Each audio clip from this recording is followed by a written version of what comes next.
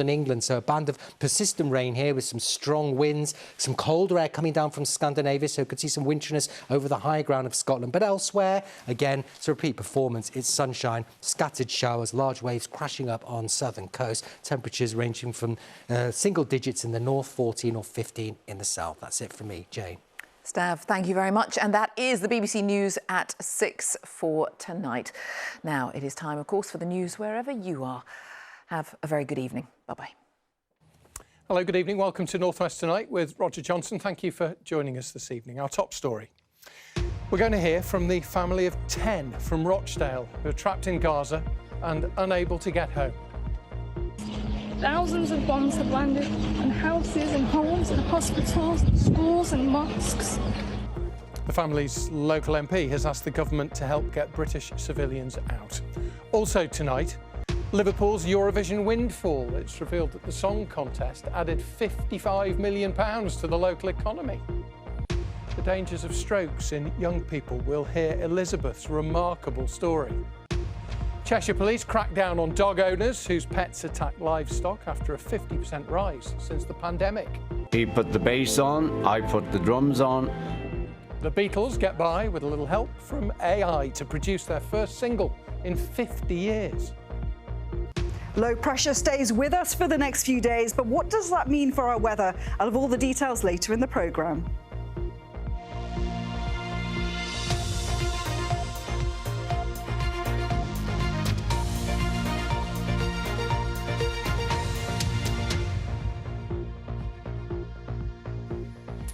A family of 10 from Greater Manchester who are stuck in Gaza are pleading with the British government to help them escape.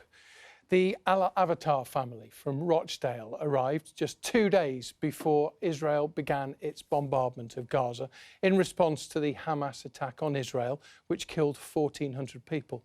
The family have fled to the border crossing with Egypt and have been posting videos online describing the situation there. Phil McCann reports. My name is Ikram Alatar. I'm in Gaza right now.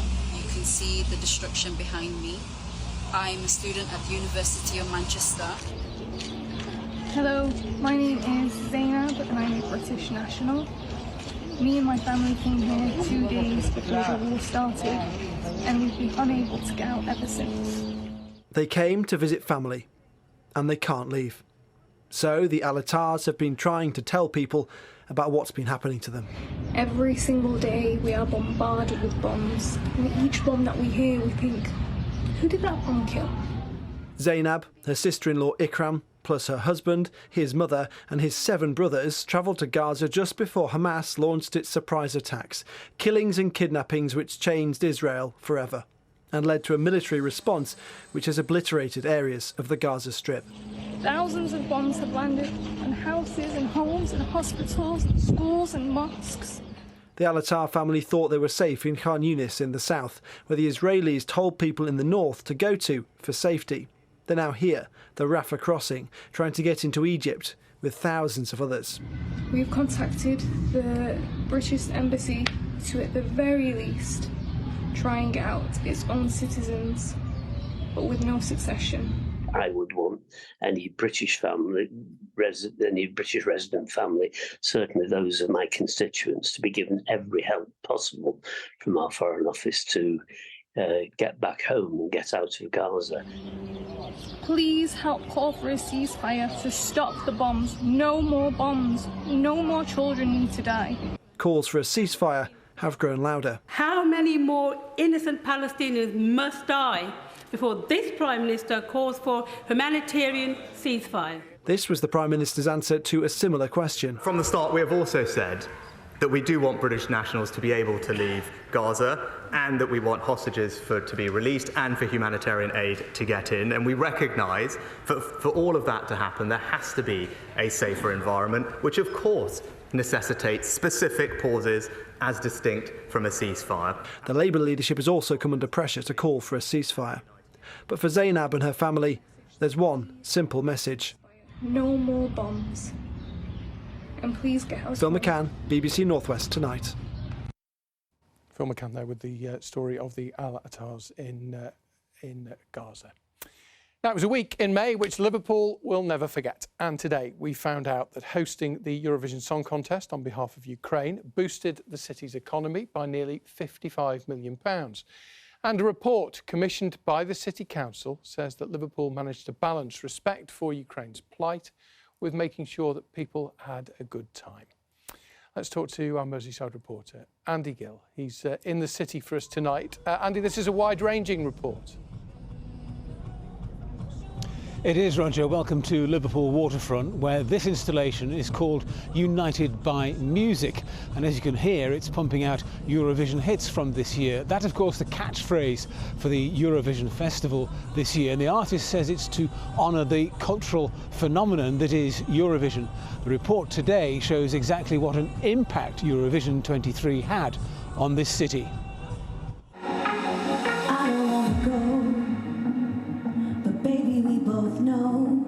Liverpool's Sense of Sound Choir performed this year's winning Eurovision entry, a musical start to a day of hard-headed assessment about what Eurovision brought to Liverpool and what Liverpool brought to Eurovision. Today's report says it wasn't just an economic success. The majority of visitors and residents felt positive about it. This whole city, not just this arena, was completely alive during Eurovision, and children through to older people got involved, and they'll have those memories forever, which for me is kind of more important than the figures. And the man who ran the show says making people feel happy is just as important as getting people to come and spend their money here. They're managing to measure things like happiness as well, which is equally as important because that leads to social cohesion. If you feel good about the place you live in, you tend to take care of it more and be more confident as a city. Today's report says the overall economic impact was worth nearly £55 million. Nearly 500,000 people came to Eurovision events. Volunteers put in 12,000 hours. And 19 new arts commissions involved Ukrainian artists. Liverpool hosted Eurovision on behalf of last year's winners Ukraine, Russia's invasion meaning it couldn't stage the show. Eurovision connections led to the local Ukrainian association having their own building for the first time. Ukraine was in the focus of the whole event, so that its culture, its history was highlighted, but also its present situation, so that we did not forget about the war. These are impressive numbers, but the question now is, what does Liverpool do with its Eurovision success? The answer is to use it as a marketing tool to bring in more investment, more jobs, more people for future events. Been great impact for the economy, great for the number of community groups that got involved. But actually, we see this as an opportunity to look at what will be the next big global event we want to deliver in the city, but also as well, how do we use events like Eurovision that puts us back on that really strong global stage? Celebrating Eurovision while simultaneously acknowledging that Ukraine is at war was a tough ask. But today's report says Liverpool pulled it off.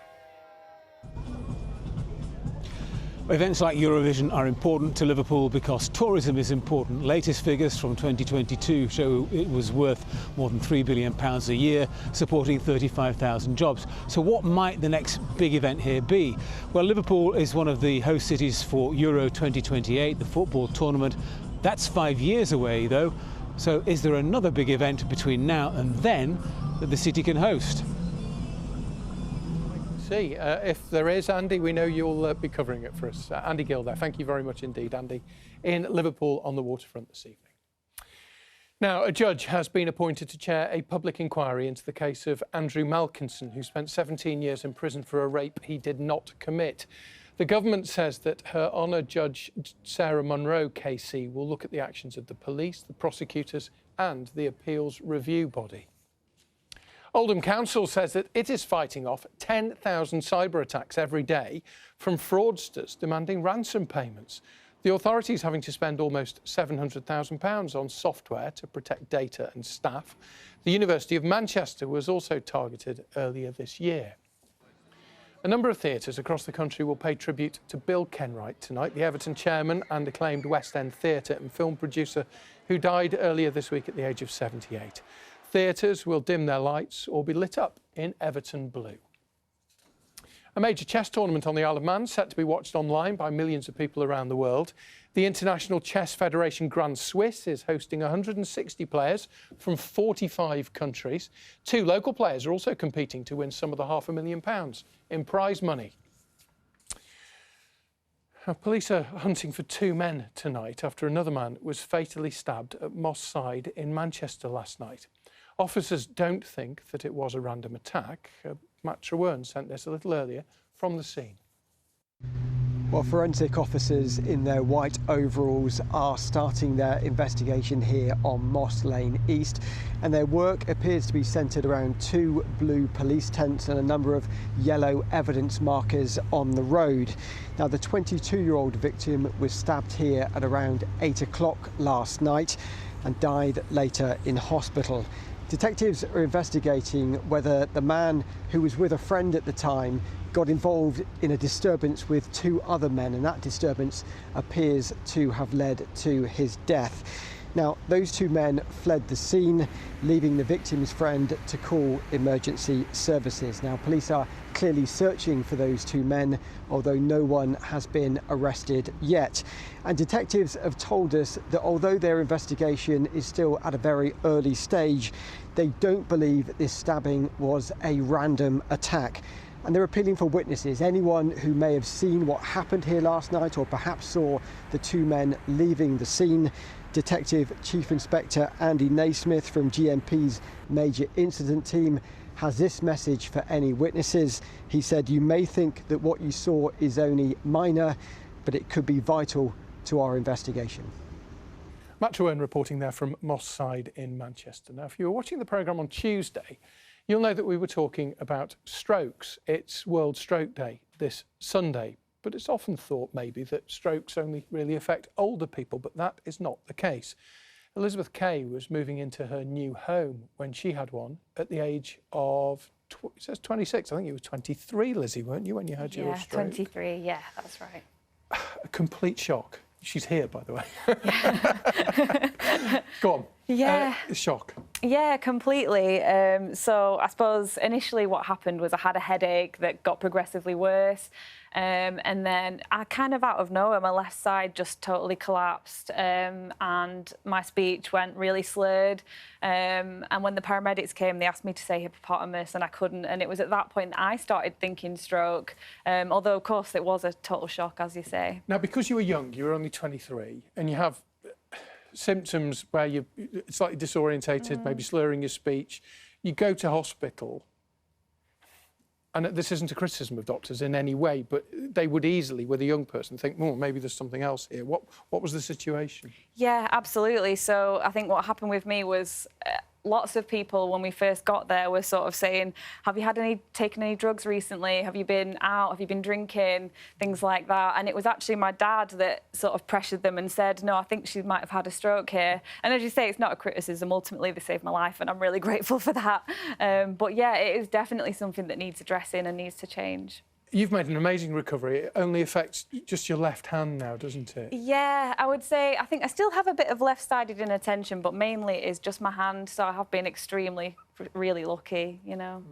And you ran the Manchester 10K as part of your recovery. Yeah. And you now work with other stroke survivors. Yeah, so I work for Trafford Community Stroke Rehab Team, and I work as a social worker, just advocating for people because, you know, it's such a time where you go through such grief and loss and everything's changing, and I think, you know, you really got to be a support for those people that are struggling. And yeah. One of the things the Stroke Association say is that young people feel that they've been robbed of future opportunity because of the stroke and the way that the stroke affects them. Yeah. Do you feel like that? I mean, I don't know. I've luckily never been in that position, but you're alive, you're here. Yeah, I mean, I'm very grateful to be alive, of course, but my plans have completely changed. So I wanted to be a midwife for a while. I got on the course, but because of my hand, I wasn't able to do it. And then, you know, I'm worried about driving. I'm worried about having children. I'm worried about being able to hold a baby. It's all those kinds of things that can't tie laces. So, yeah, I think as a young person, I mean, as anybody who has a stroke knows, it is a total loss, total change. And yeah. And I think for young people especially, it's, you know, you have a plan of how your life's going to go and then you've got to rewrite that plan. I guess it's being alert to those symptoms that we talked about the other day, just in case. Yeah, and I would say, obviously, strokes can affect people completely differently, but with me, it was a headache, it was my arm and my leg didn't move, and the facial drooping as well, and just acting as quickly as you possibly can is crucial, yeah, absolutely. It's lovely to see you. Thank you. We wish you all the very best. Thank you so much for coming in to talk to us, Lizzie. Thank you. Really Thanks so much for having me. Thank you. Great to speak there to Lizzie Kay on her experiences of recovering from a stroke. Next to a story we've covered many times on North West Tonight, but it's still a growing problem for farmers and particularly for their livestock. The police say the number of dog attacks on sheep and cows in the region has gone up by 50% since the pandemic, with devastating effects. So Cheshire Police has now started a new initiative to try to tackle the problem. Phil Cunliffe has a report for you, but I should warn you, you may find some of the images in it upsetting. Off its lead and causing havoc, a dog hounds a sheep into a ditch. But as these videos from Cheshire Police reveal, dogs can also inflict trauma on cattle. In some cases, it can cause pregnant animals to miscarry, die, or become terribly injured. We've been sent other images, but they're too graphic to show. Livestock worrying has been around for a long time. However, since COVID, we've seen a dramatic increase. Cheshire particularly has been hit really hard. One farmer lost 16 sheep, and really unfortunately, last weekend was the death of 2 dogs that were involved in the livestock attack. They were shot by the farmer, and there is a defence in law for this to happen. Sheila owns a dairy farm in South Cheshire. Come on, girlies. Close by are a couple of public footpaths. It's led to her herd of cows being attacked by dogs off their lead. She says it's got to stop. We've had a number of incidents. The worst one was when the tongue of the cow was damaged so badly it couldn't eat afterwards. Sheep are often killed or worried to death in a livestock incident, whereas cows tend to be injured badly and it has a longer term effect. Police believe that one of the reasons why there's been a 50% increase in the number of incidents since 2019 is that more of us own dogs. Many of us went out during the pandemic and bought puppies. Those dogs have now matured and they're being brought more often into the countryside. Cheshire Police are leading the campaign to educate the public on the impact of dog attacks on livestock. It's teamed up with the RSPCA and Nature Watch to launch Operation Recall. A farmer spends years cultivating a herd, and then at the end of the day it has to lose large numbers of them because of inappropriate behaviour by dog owners. The Operation Recall is about actually educating people to make them more responsible, and I'm urging all dog owners to take the necessary steps to prevent this crime happening. If you are the owner or in control of a dog that does commit a livestock offence, you will be brought to justice. This is why Operation Recall was born. People that are offered a conditional caution are brought into a police station and are made to sit and watch the video and the horrific consequences of a livestock attack. Phil Cunliffe, BBC North West Tonight, Cheshire. Well, those of us with dogs are now aware. Now, it's a really uplifting story, this. It's the season for pumpkin picking.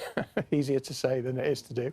But while we're all used to seeing orange pumpkins, one family farm in Warrington has decided to do something a little bit different this year. Sisters Fiona and Alison Wilshaw run Bates Farm. They've decided to grow pink pumpkins, got it right that time, to raise money, and they're raising it for a really special cause, which is really close to their hearts, as Davinia Ramos explains. Halloween's nearly here, so it's time to pick those pumpkins. And visitors to this farm can see pink ones for the first time. Farmer Fiona Wilshaw came up with the idea after learning her father had terminal cancer. Our dad he lived and breathed all of his time here, so we're really missing him, and we have been missing him for a while because he's not been able to be on the farm for the past couple of months. So to be able to raise money in his memory is nice. Last week they received devastating news that their father Michael had passed away. He'd been running the farm for the last 30 years. Now both sisters want to raise lots of money to support other families. How much money are you hoping to raise? Because you've already raised a huge amount. We set the target of £3,000 and we've surpassed that, so let's go for £6,000. Each year we sort of stepped it up with the pumpkins, and this has been our biggest and best year yet. Fiona's following in her dad's footsteps and is running the farm. At just 24 years old, it's a big responsibility, but one she's embracing. I've definitely been thrown in at the deep end, but I think growing up on the farm, spending the evenings and weekends here, you pick up a lot from everybody that you're working with. The hardest thing at the moment, it's probably the lack of time off. You're not sort of too well rested at the moment. Other than the time off, it's just working with the weather. It's just something that you can't control. You come out to the rain gauge and you just see it full, and it's just really disheartening. But it's just nice if food consumers understand the struggles that we're going through to be able to get food on the table. The damp weather hasn't been kind to farmers, but here they regularly host visitors to bring in extra income. And if you've managed to get hold of a pink pumpkin, you might want to take note. These ones and the Crown Prince, which are the duck egg blue colour, are best for eating, so they're a bit denser, and inside this flesh it's like oranger, whereas the orange pumpkins are better for carving and they're a bit more anaemic inside, so pumpkin soups and pumpkin pies. Sounds delicious.